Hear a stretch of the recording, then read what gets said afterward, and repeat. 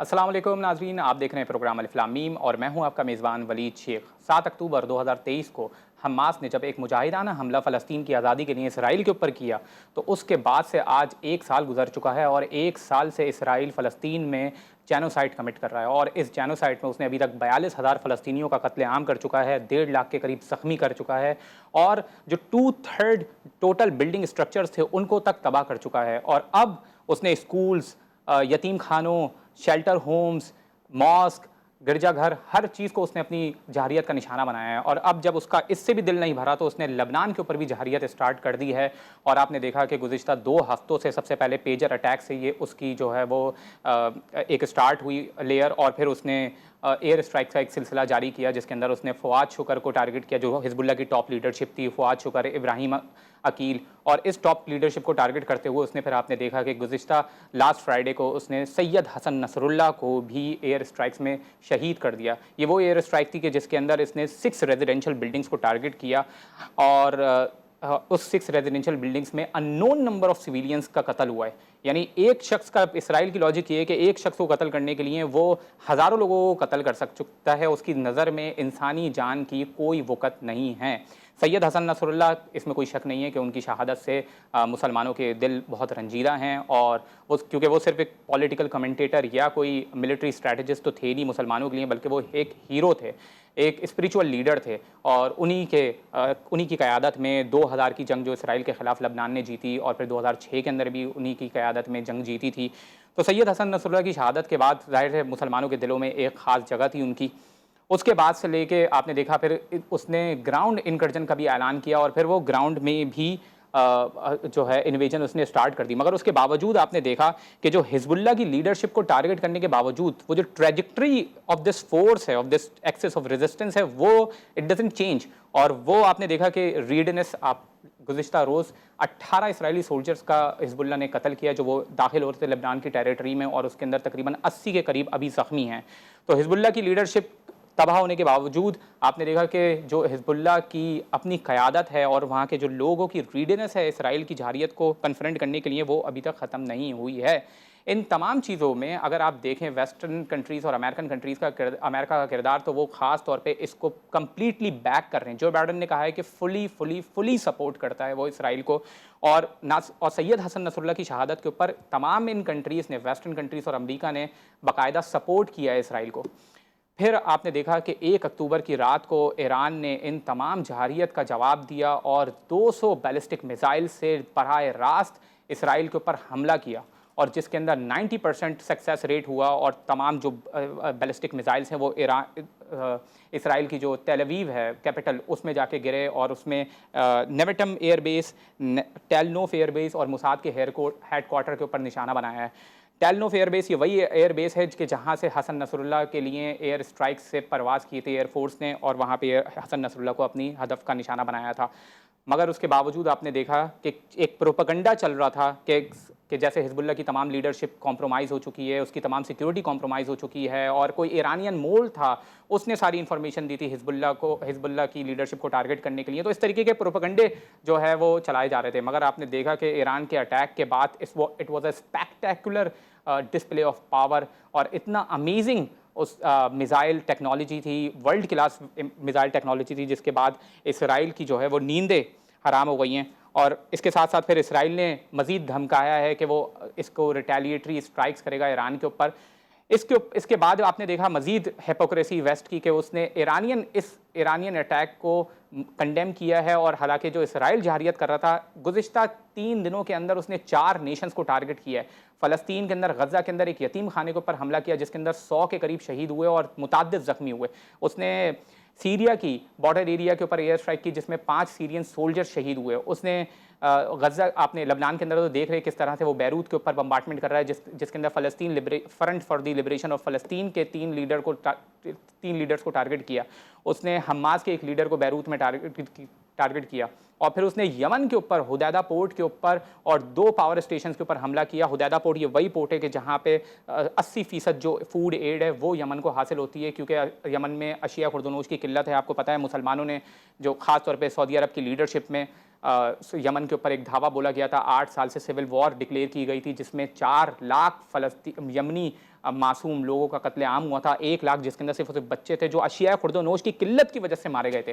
تو یہ حال تھا مسلمانوں کا کردار جو گزشتہ 8 سالوں میں یمن میں رہا ہے. مگر اس کے باوجود آپ دیکھیں کہ یمن کے جو مسلمان ہیں وہ اپنی یکجہتی کا اظہار کس طرح سے کر رہے ہیں غزہ کے ساتھ, باوجود اس کے کہ ان کے پاس ریسورسز نہیں ہے, باوجود ان کے پاس اشیاء خورد و نوش کی قلت ہے, باوجود اس کے کہ برٹش اور امریکن فورسز اس کے اوپر ایئر اسٹرائکس کر رہی ہیں, مگر اس کے باوجود وہ پیچھے نہیں ہٹ رہا ہے. تو یہ وہ کردار ہے کچھ مسلمان کنٹریز نے اختیار کیا ہوا ہے. کچھ مسلمان کنٹریز سعودیہ عرب, جارڈن اور مصر کی صورت میں بھی آپ کو دکھائی دے رہی ہیں کہ کس طرح سے وہ ایک منافقانہ کردار ادا کر رہی ہیں کہ جب ایرانین میزائلز ایران اٹیک کر رہا ہے اسرائیل کے اوپر, اس سے پہلے بھی آپ کو پتا ہے اپریل میں اٹیک کیا, اس میں بھی اور اس اٹیک میں بھی جارڈن اور سعودی عرب نے اپنی انٹیلیجنس جو ہے وہ اسرائیل کے ساتھ شیئر کی. نہ صرف یہ کہ وہ انہوں نے ان میزائلز کو جو ایران کی طرف سے اسرائیل کی طرف آ رہے تھے ان کو شاٹ ڈاؤن کیا, بلکہ اس کے ساتھ ساتھ انہوں نے اپنی ایئر اسپیسز جو ہے وہ اسرائیل کو دے رہے ہیں اور امریکہ کو دے رہے ہیں تاکہ وہ یمن کو ٹارگٹ کریں, تاکہ وہ اسرائیل کو ڈیفینڈ کریں. تو یہ وہ منافقانہ رویہ ہے جو مسلمانوں کا سامنے آ رہا ہے. تو اسی حوالے سے بات کریں گے کہ ایران کے اٹیک کے بعد کیا صورتحال ہونے والی ہے مشرق وسطیٰ کی ہمارے ساتھ, اور اسی کے ساتھ ساتھ اسرائیل نے جو اینٹونیو گوتریس ہیں جو یو این کے جنرل سیکریٹری ہیں ان کو بھی پرسونا نان گریٹا ڈکلیئر کر دیا ہے. یہ تمام صورتحال کو ڈسکس کریں گے. ہمارے ساتھ موجود ہیں ملک کے نامور تجزیہ نگار, ایکسپرٹ ہیں مڈل ایسٹ کے, ڈاکٹر ناصر عباس صاحب. السلام علیکم سر. جی وعلیکم السلام. الحمدللہ ماشاءاللہ آپ نے بہت اچھا انٹرو پیش کیا. بہت شکریہ. اور پھر ہمارے ساتھ موجود ہیں جلال الفرہ صاحب جو غزہ کے نمائندے ہیں, ترجمان ہیں, ہمارے ساتھ موجود ہیں. السلام علیکم سر. وعلیکم السلام. وعلیکم السلام. السلام علیکم سر. وعلیکم السلام. وعلیکم السلام جناب. جلال صاحب کیسے مزاج ہیں, خیریت سے ہیں آپ؟ جی الحمدللہ الحمدللہ. ڈاکٹر ناصر عباس صاحب آپ سے گفتگو کا آغاز کرنا چاہوں گا. کس طرح سے دیکھ رہے ہیں سچویشن آپ کے سامنے؟ ایران نے اٹیک کر دیا ہے, اسرائیل تھریٹ کر رہا ہے مزید ریٹیلیشن کی, کس طرح سے دیکھتے ہیں سچویشن کو؟ جی شکریہ. دیکھیے پہلے میں چونکہ آپ کا ایک اسلامک کانٹیکسٹ رکھنے والا پروگرام ہے تو میں اس کو اس بیک گراؤنڈ کے ساتھ بیان کرتے ہوئے پھر اسٹریٹجیز پہ تھوڑی سی ڈیبیٹ کر لوں گا کہ کرنٹ سچویشن اور اس کا جو اسپل اوور امپیکٹ ہے وہ کیا ہے. جی دیکھیں ایک واضح طور پہ بات یہ ہے کہ اگر ہم گلوب کی بات کریں تو ایک ویسٹرن ورلڈ ہے اور ایک اسلامک ورلڈ ہے.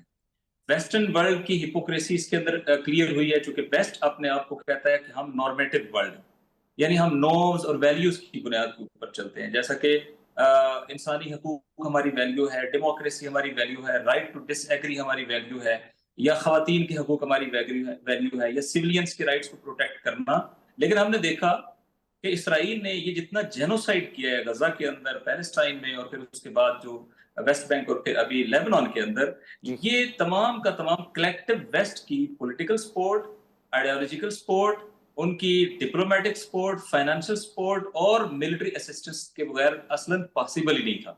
تو یہ ویسٹ ہے جو اکمپلس ہے اس سارے معاملے کے اندر, اور یہی وجہ ہے کہ یہ جو لوگ سوال کرتے ہیں نا کہ کیوں اسرائیل اس طریقے سے جینوسائیڈل اپنے توسیع پسندانہ عزائم کو آگے بڑھا رہا ہے, تو اس کا ہاتھ پکڑ نہیں رہا یا ڈپلومیسی کام نہیں کر رہی. نہیں, ڈپلومیسی ہے ہی نہیں, کیونکہ ویسٹرن ورلڈ نے اپنے آپ کو انکور کر دیا ہے. انہوں نے اپنے ہپوکریسی کو جو ہے وہ سامنے جو ہے وہ شو کر دیا ہے, اور ان کے ڈوئل سٹینڈرڈ جو ہیں ساری دنیا کے لیے ویزیبل ہو گئے ہیں کہ یہ صرف ان کے لیے کہنے کی باتیں ہیں, لیکن ان پریکٹس جو ہے وہ اس جینوسائیڈل آپریشن کی حمایت میں کھڑے ہیں. پھر جو اسلامک ورلڈ ہے وہ آپ دیکھ رہے ہیں کہ اس کی میجورٹی سوائے وہ جو اپنے آپ کو ایکسس آف ریزسٹنس کے اندر رکھتے ہیں, تمام اسلامک کنٹریز نے خاموشی کے ذریعے سے بھی اور اپنا کام نہ کر کے بھی اسرائیل کو سپورٹ کیا. مثلا غزہ کے ساتھ جو لینڈ روٹ ہے وہ ملتا ہے مصر کا, اور جو ویسٹرن بینک ہے اس کے ساتھ لینڈ روٹ ملتا ہے جارڈن کا, لیکن دونوں ایون ہیومینیٹیرین کوریڈور پرووائڈ کرنے میں ناکام رہے ہیں. اور ویسٹ یہ جو ہمارے اسلامک کنٹریز تھے جن کی ایک ہسٹری تھی کہ جب یہ اکٹھے ہوئے, جیسا کہ 1973 میں یا مسجد اقصی کی آتش زدگی والے واقعے میں, اور پھر آپ نے دیکھا کہ انہوں نے آئل بطور ویپن استعمال کیے, تو ان کی پوٹینشیلز اور ان کی صلاحیتیں اتنی زیادہ ہیں کہ یہ اگر اسرائیل کو اور اپنے ویسٹرن الائز کو پریشرائز کرتے تو یہ جنگ روکی جا سکتی تھی اور جینوسائیڈ ختم ہوتا. لیکن انہوں نے بھی عملی طور پہ بعض جگہوں پہ فعالیت ان کے ساتھ کر کے جیسا کہ یو اے ای یا وہ لوگ جو نارملائز کر چکے ہیں، اور بعض جگہوں پہ انہوں نے مخالفت نہ کر کے اور ہیومینیٹیرین کوریڈور نہ کھول کے ان کو سپورٹ کیا. اور یہ جو ایک ہم حدیث معمولاً بیان کرتے ہیں کہ مومن جسد واحد کی صورت میں ہے، جس کے ایک حصوں کو تکلیف ہوتی ہے تو سارا جسم مبتلا ہوتا ہے، تو واضح طور پہ نظر آیا کہ یہ اپنے آپ کو اس کنیکشن کے اندر نہیں دیکھتے اور اس پین کو ختم کرنے کے لیے کہیں ان کے کوئی اقدامات جو ہے وہ نظر نہیں آئے. البتہ ایک تھرڈ ورلڈ ایمرج کر رہی ہے، اس میں ممکن ہے کچھ لوگ ان کے اینڈ سے ہوں اور وہ آپ کے ساتھ کھڑے ہوں، یعنی ظلم کے مقابلے میں مظلوم کے ساتھ کھڑے ہوں. ان کا کوئی مذہبی نہیں ہے تعلق، جیسا کہ ساؤتھ افریقہ کی ہم بات کرتے ہیں، اس کا مذہبی تعلق نہیں ہے، لیکن انہوں نے کورٹ آف جسٹس کے اندر اس مسئلے کو انیشیٹ کیا. اسی طریقے سے آپ لاطین امریکہ کے کئی کنٹریز ہیں جنہوں نے اسرائیل کے ساتھ اپنے تعلقات کو منقطع کیا، ان کا کوئی مذہبی تعلق نہیں ہے، لیکن وہ جو ہیومینیٹیرین گراؤنڈ ہے جس کی بنیاد پہ آپ ظلم کے خلاف سٹینڈ لیتے ہیں، آپ دیکھتے ہیں کہ وہ سارے کے سارے انہوں نے تعلقات بھی منقطع کیے اور انہوں نے انٹرنیشنل سطح پہ رول پلے کیا. اور پھر اسی طریقے سے ایون یورپ کے اندر جیسا کہ آپ کے علم میں آئرلینڈ ہے اور پھر مسلم کنٹریز کے اندر جو ایکسس آف ریزسٹنس ہے، یقینی طور پہ انہوں نے اپنا رول پلے کیا ہے. تو یہ ایک نئی ایمرجنگ ورلڈ ہے جو ایتھکس اور ویلیوز کی بنیاد کے اوپر کھڑی ہے، اور انہوں نے اس کی پرواہ نہیں کی ہے کہ اسرائیل کے پاس کتنا جو ہے وہ صلاحیتیں ہیں، کتنا ملٹری مائٹ ہے، اس کے ساتھ گلوب کے اندر کتنے پاورفل کنٹریز کھڑے ہیں، بلکہ یہ امت مسلمہ کے حوالے سے اپنی ذمہ داری اور وظیفہ جو ہے وہ ادا کر رہے ہیں.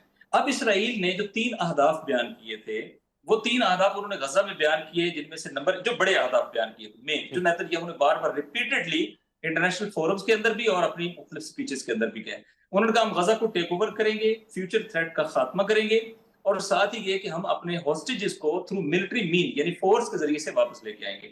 آج وہ اسرائیل جس کی myth آف انوینسیبلٹی پورے ریجن کے اندر ڈومیننٹ کرتی تھی، جو چند گھنٹوں کے اندر کئی عرب ممالک کو شکست دینے کی صلاحیت رکھتا تھا، جو اپنی ملٹری مائٹ جس میں مرکاوا ہے، جس میں ایریل پاور ہے، جس میں ان کی بحری قوت ہے، جس میں ان کی ڈرون ٹیکنالوجی ہے، میزائل ڈیفنس سسٹم ہے، اس کے ساتھ دنیا کے اندر جانا جاتا تھا. یہ اتنی بڑی پاور ایک چھوٹی سی سٹرپ ہے غزہ، یعنی میکسیمم اس کی جو لمبائی ہے 40 کلومیٹر ہے اور اس کی جو ویڈتھ منیمم ہے وہ 6 کلومیٹر ہے، اور جو اس کی میکسیمم ویڈتھ ہے وہ تقریباً 12 سے 14 کلومیٹر ہے. تو اب آپ یہ دیکھیں کہ یہ ہے چھوٹا سا غزہ، جس غزہ جو 2005 کے سے انڈر سٹرکٹ سیج ہے، یعنی ان کا فضائی محاصرہ ہے، ان کا زمینی محاصرہ ہے اور ان کا سمندری محاصرہ ہے، اور ان کے پاس اسرائیل کے علاوہ ریسٹ آف دا ورلڈ کے ساتھ کوئی کنیکشن نہیں ہے. اور یہ جو کہتے ہیں کہ وہ ایک دنیا کی سب سے بڑی اوپن ایئر جیل تھی، آپ کے پروگرام کے ذریعے سے میں کہتا ہوں کہ نہیں، اوپن ایئر جیل نہیں تھی، اس لیے کہ جیل کے اندر رائٹ ٹو وزیٹیشن ہوتا ہے، جیل کے اندر جو ہے وہ آپ کی سزا کی مدت کسی وقت ختم ہوتی ہے، جیل کے اندر آپ کے بیسک رائٹس انشورڈ ہوتے ہیں، اور جیل بائی برتھ نہیں ہوتی. لیکن غزہ میں 2005 سے یہ بائی برتھ اس جیل کے اندر رہے، اور پھر آپ نے دیکھا کہ ان کے پاس دنیا میں کوئی ان کو ریسکیو کرنے کے لیے نہیں آیا، جس کی وجہ سے انہوں نے اپنی سیج توڑنے کی کوشش کی، اور اس کے بعد یہ جو بروٹل اٹیک اسرائیل کے ہیں، وہ اگریشن ہے اور جینوسائیڈ ہے، وہ سٹارٹ ہوا. یہ بھی میں کہوں کہ یہ اسلامک پرسپیکٹو میں نہیں، بلکہ جتنے اس وقت میں چونکہ انٹرنیشنل لا کا طالب علم بھی ہوں، 20-22 سال کا اس میں انٹرنیشنل لا کا، میں آپ کو یہ عرض کروں جتنے ہیومینیٹیرین لا کے انٹرنیشنل ٹرمینالوجیز اور ان کی ڈیفینیشنز کی گئی ہیں کہ کلیکٹیو پنشمنٹ کیا ہے، سیولین رائٹس کیا ہیں، جینوسائیڈ کیا ہے، تمام چیزوں کے اوپر آپ کو یہ غزہ کے اندر نظر آئے گا کہ اسرائیل نے ان تمام چیزوں کو وائلیٹ کیا اور اس کی کوئی پرواہ نہیں ہے. تو ان کے بعد کہ جو تینوں اہداف اس نے بیان کیے، اتنی بڑی ملٹری مائٹ کوئی ہدف حاصل نہیں کر سکا، لیکن غزہ ریوج کر دیا، غزہ تباہ کر دیا، اس کا انفراسٹرکچر تباہ کر دیا، اس کا جو سیولین طرز زندگی ہے وہ ختم کر دیا ہے، بلڈنگز ختم کر دی ہیں. لیکن اس کے اندر بھی ایک بات چھپی ہوئی ہے اور جو بہت امپورٹنٹ ہے، اور اس کو ہم لبنان کے ساتھ کو ریلیٹ کر کے دیکھیں گے، وہ یہ ہے کہ آپ نے غزہ تباہ کیا ہے، آپ نے 98% لوگوں کو اپنے گھروں سے بے گھر کر دیا ہے، انفراسٹرکچر کمپلیٹلی ڈیمولش کر دیا ہے، آپ نے 50,000 لوگوں کو شہید کر دیا ہے، 1.5 لاکھ کے قریب لوگ جو ہے وہ زخمی ہیں، جن کی میجورٹی دوبارہ جو ہے صحت مند نہیں ہو سکتی ہے، معذور ہو گئے. لیکن اس سب کے بعد غزہ کے لوگوں کی ول نہیں ٹیک اوور کر سکے، ان کی کمٹمنٹ فلسطین سے نہیں آپ اس کو ڈسکنیکٹ کر سکے، ان کا عالم اسلام کے لیے جذبہ وہ پیچھے نہیں ہٹا، اور وہ ابھی بھی ایک لمحے کے لیے بھی غزہ کو چھوڑنے کے لیے تیار نہیں ہے، اور آپ کا جینوسائیڈل آپریشن اس لحاظ سے ناکام ہے کہ آپ ان اہداف میں بھی کوئی کامیابی حاصل نہیں کر سکے اور غزہ کو دبا بھی نہیں سکے. اب جب وہاں فیلئر ہو، ناصر عباس صاحب ایک چھوٹا سا بریک لیں گے، پھر آپ کی طرف آئیں گے. میں چاہوں گا کہ آپ پھر مفصل گفتگو کریں. ناظرین ہمارے ساتھ رہیے گا، ناصر عباس صاحب ہمارے ساتھ موجود ہیں، بہت اچھی گفتگو کر رہے ہیں. بریک کے بعد آئیں گے اور پھر جلال الفرا صاحب سے گفتگو کریں گے.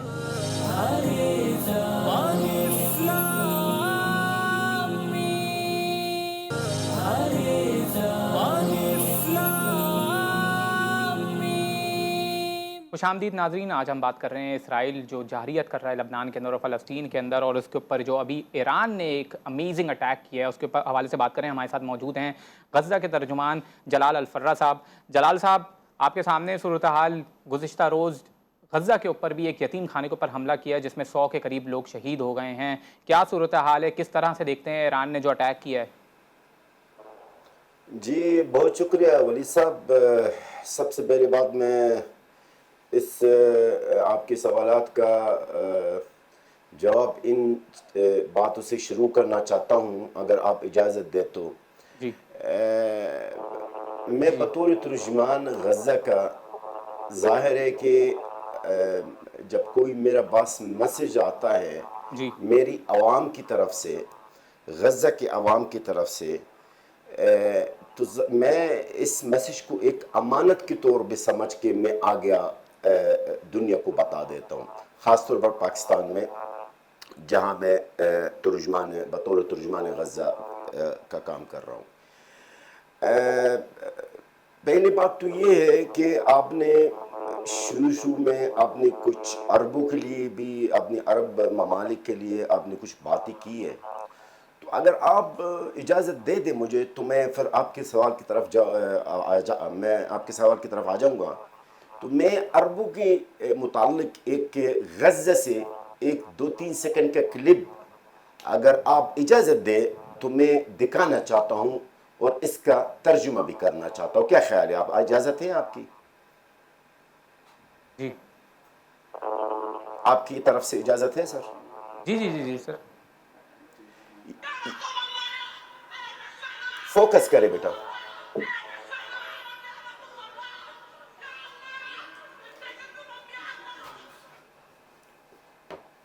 جناب محترم، یہ وہ خاتون ہے جو جن کے صرف 4 اولاد تھے، فلسطینی خاتون، میرے پڑوسی ہے یہ، جن کے 4 اولاد تھے اور ان کو شہید کر دیا گیا ہے۔ وہ کیا کہہ رہی ہے اس کلپ میں؟ وہ یہ کہہ رہی ہے کہ یا اللہ، اے رسول اللہ، عربوں کی شفاعت نہ کرے، عربوں کے شفاعت نہ کرے۔ اللہ اکبر۔ ولی صاحب جی، چیخ کے اس خاتون نے، میری بہن نے، میری ماں نے، میری بچی نے یہی اللہ سے فریاد کی ہے کہ اے رسول اللہ، عربوں کی شفاعت نہ کرے۔ کتنی بڑی بات ہے۔ یہ وہ خاتون ہے جن کے صرف 4 اولاد تھے اور وہ شہید ہو گئے۔ اب میں دوسری بات بیان کرنا چاہتا ہوں۔ غزہ کے جو قصہ ہے ولید صاحب، بالکل اگر آپ دیکھیں گے نا تو حضرت سیدنا یوسف علیہ السلام کی قصہ سے بڑی مشابہت ہے اس کی۔ حضرت یوسف علیہ السلام کو اب ان کی بھائیوں نے ان کو کنویں میں چھوڑ کر چلے گئے، ان کو کنویں میں پھینک کے چلے گئے۔ اسی طرح سیم وہی پوزیشن ہے، ہمارے جو عربی بھائیوں نے غزہ کو بھی اسرائیل کی دہشت گردی کی کنویں میں پھینک کے چلے گئے۔ تو جب یہ ہوا، جب حضرت یوسف کے بھائیوں نے یہ حرکت کی ہے، حضرت یوسف کا ساتھ ہے، تو حضرت یعقوب یعنی حضرت یوسف کا جو والد صاحب ہے، انہوں نے کیا کہا ہے؟ وہ بھی آیت سورۃ یوسف کے اندر ہے، انما اشکو بثی وحزنی الی اللہ۔ اس کا ترجمہ یہ ہے کہ میں اپنا غم اور دکھ اللہ سے فریاد کرتا ہوں۔ تو آج میں بطور ترجمان غزہ کا میں بھی یہ کہوں گا، اپنے عوام کی قتل عام، اپنے عوام کی تکلیف اور دکھ دیکھ کر میں بھی یہ کہتا ہوں، انما اشکو بثی وحزنی الی اللہ، میں اپنا غم، تکلیف اور میری عوام کی تکلیف اللہ سے فریاد کرتا ہوں۔ میں امید کرتا ہوں ولی صاحب کہ آپ یہ میرا جو اسٹارٹنگ ہے اس کو آپ نشر کریں گے۔ ضرور ضرور۔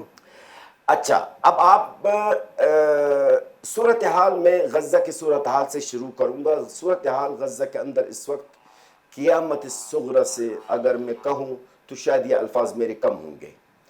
اس وقت میری عوام والد صاحب، آپ کے بہن بھائی مسلمان غزہ کے اندر، ان کے قتل عام، ان کے جو جنوسائیڈ کیا جا رہا ہے، شاید آپ کے ناظرین کی تصور سے بھی زیادہ میری عوام اس وقت جو برداشت کر رہے ہیں، آپ یقین کیجیے گا بدتر بھی برداشت نہیں کر سکتا۔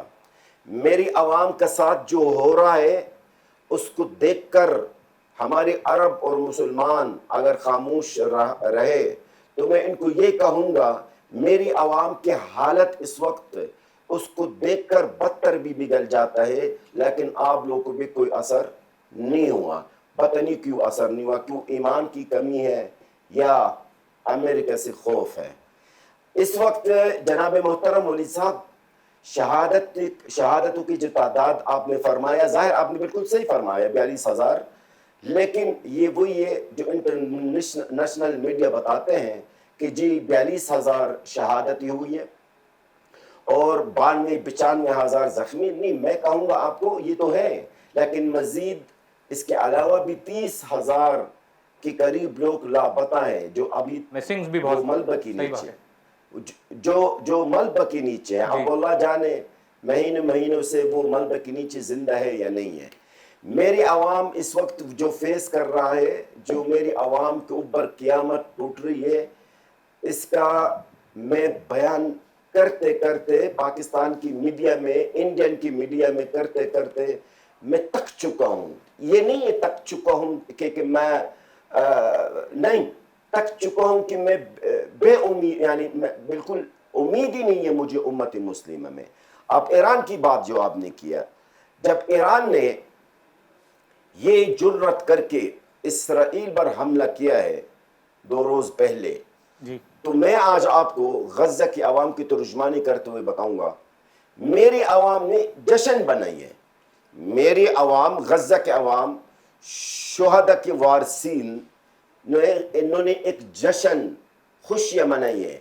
باقاعدہ مجھے سینکڑوں کلپس موصول ہوئے، میں اپنے بچوں کو، میری غزہ کے عوام کو دیکھ رہا ہوں کہ وہ کس طرح اللہ اکبر کا نعرہ لگا کے آسمان کی طرف انہوں نے موبائل کے کیمرہ لگا کے ایران کی طرف سے جو میزائل ہے اس کو وہ اس کا وہ بنا رہے تھے۔ جشن کا سماں ہے تو پورے عالم اسلام میں۔ بالکل، دیکھو نہیں، عالم اسلام کی آپ بات نہ کریں، سارا عالم اسلام کو آپ نہ کہیں، نہ عالم اسلام بالکل صحیح فرما رہے ہیں، بالکل صحیح کہہ رہے ہیں۔ جی، بہت سے عالم اسلام ہے جو ایران کو پسند نہیں کرتے ہیں، اس کو آپ سائڈ میں رکھیں۔ میں ان غیرت مند مسلمانوں کی بات کر رہا ہوں جن کو تکلیف ہے غزہ کے عوام۔ کل انہوں نے جو جشن بنائی ہے، ظاہر ہے 1 سال سے وہ ان کا قتل عام کیا جا رہا ہے، ان کو بھوکا پیاسا مارا جا رہا ہے۔ آخر میں کوئی نہ کسی نے تو جرأت تو کیا نا اسرائیل پر حملہ کرنے کا۔ تو غزہ کے عوام کے لیے کل ایران کا جو حملہ ہے، اگر آپ مجھ سے پوچھیں بطور غزہ کے ترجمان، تو میں یہ کہوں گا آپ کو کہ میری پیغام ایران کی حکومت کے لیے، ایران کی قیادت کے لیے کہ مزید آپ ہمارا دل کو ٹھنڈا کریں، مزید اس ظالم، اس دہشت گرد ریاست اسرائیل کو مزید ان کو نقصان دے۔ ہمیں تو پتہ ہے ایران کی بھی جلال صاحب ایک مجبوریاں چھوٹا ہے۔ سا وقفہ لیں گے اور پھر میں آپ کی طرف آتا ہوں اور پھر مزید گفتگو کرتے ہیں۔ ناظرین ہمارے ساتھ رہیے گا، چھوٹے سے وقفے کے بعد لوٹ کر آتے ہیں۔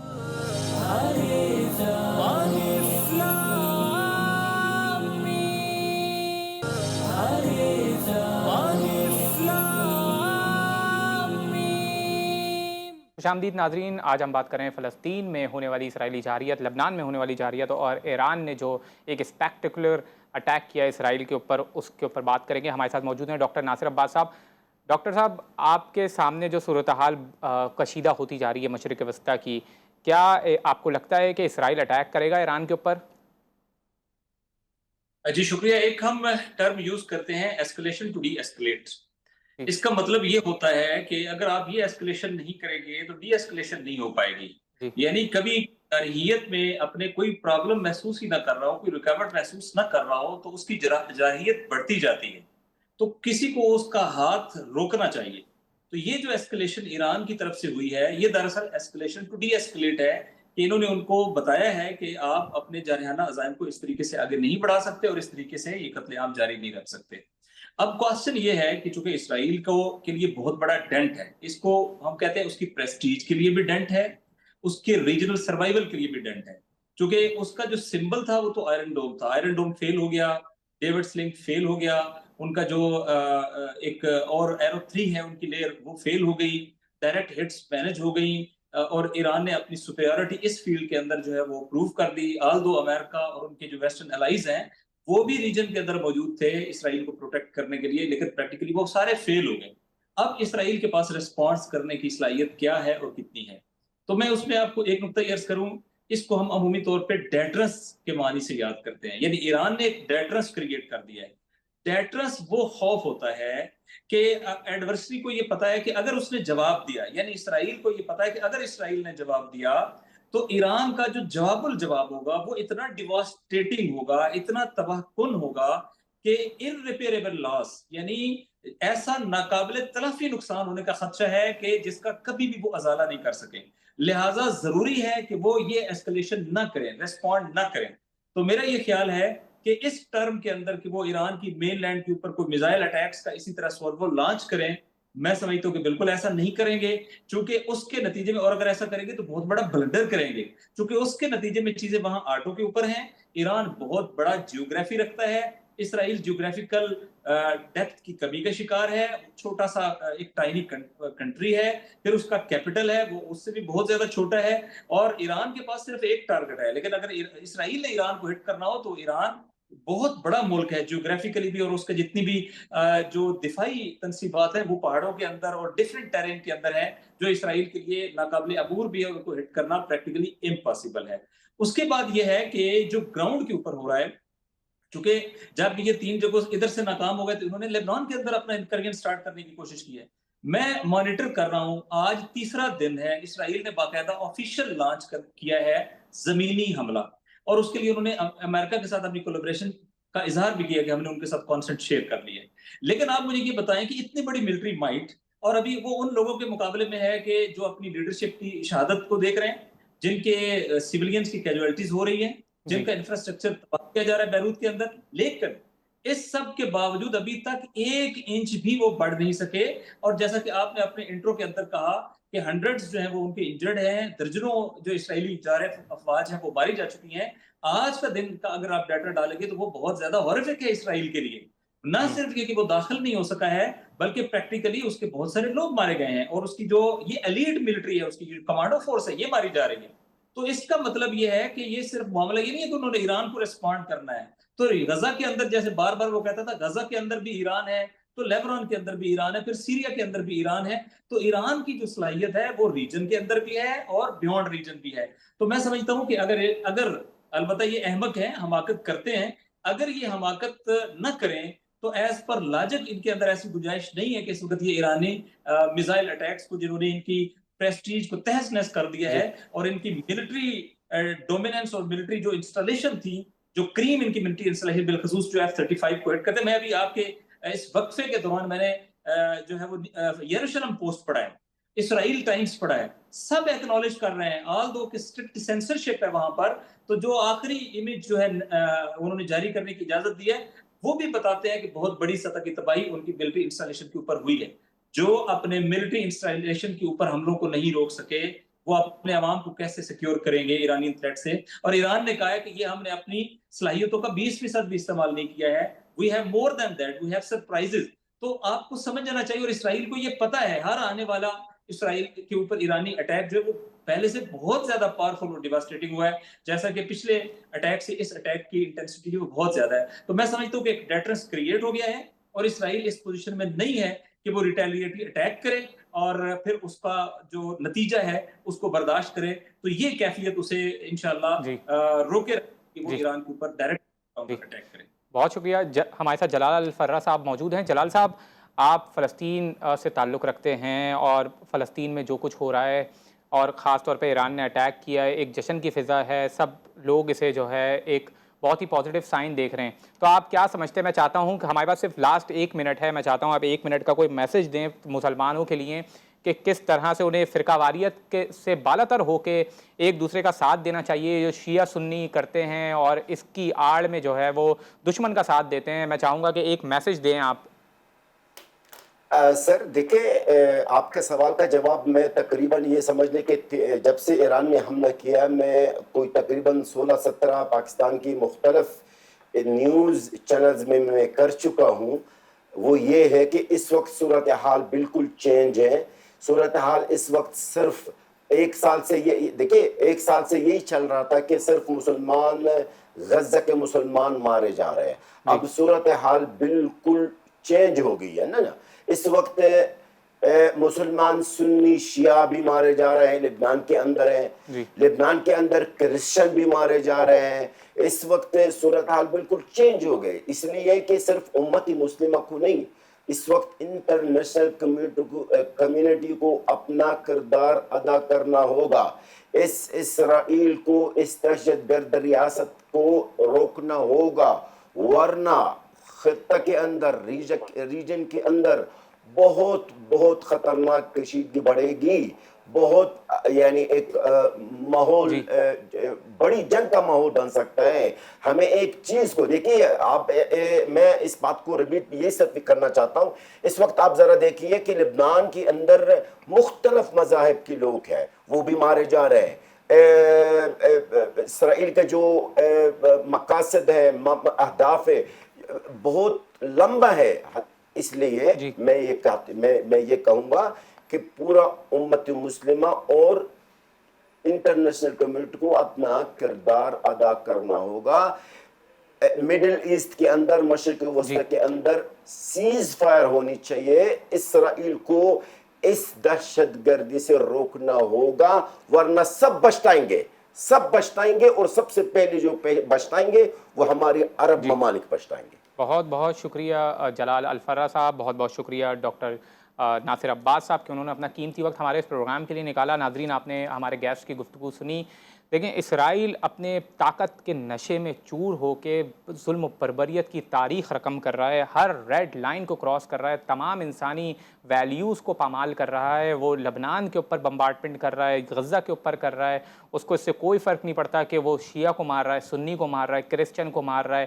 اس کو اس سے بھی کوئی فرق نہیں پڑتا کہ وہ مسجد کے اوپر بم ڈھا رہا ہے، یا پھر وہ کسی ریزیڈینشیل بلڈنگ کے ڈھا رہا ہے، یا پھر وہ کسی چرچ کے اوپر حملہ کر رہا ہے. اس نے تمام چیزوں کو پامال کر دیا ہے.